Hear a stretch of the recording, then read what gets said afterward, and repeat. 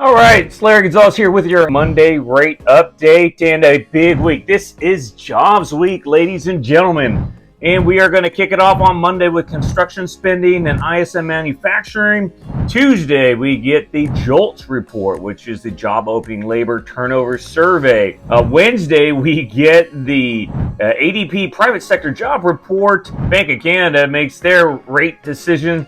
And we get an ISM non-manufacturing report. But the ADP has really been the strongest of the two jobs reports that we get. And that comes out on Wednesday. Thursday, we get initial and continuing jobless claims. And then on Friday's the big day. Friday is the Bureau of Labor and Statistics, the BLS Jobs Report. Expectation for unemployment is to stay at 4.2%. If it goes up, that is going to be very good for interest rates. If it goes down, quite the opposite. And the number of jobs, which is the non-farm payrolls, man, I tell you what, they have been off and they keep revising their numbers from the previous month. So we'll see what happens. Really, just a big week. We had a good inflation report last week. All right, inflation's coming down.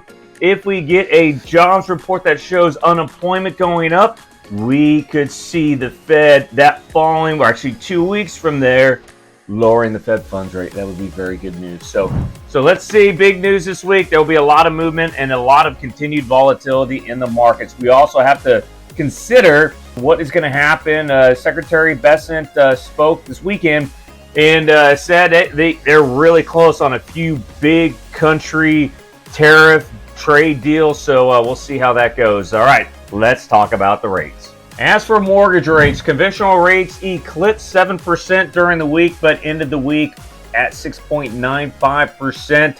This is an average across the country, and jumbo loans were over 7%. I will tell you this, I've been doing a lot of ARMs, and ARMs are a lot lower right now, 5-1 ARMs, and this is probably a good time to do an ARM when the expectation really overall is that interest rates will come down over the course of the next few years. VA rates, they shot above 6.5%, but again, a good inflation report on Friday helped the VA rates come down below 6.5%, so we're around 6.47 as we start the week.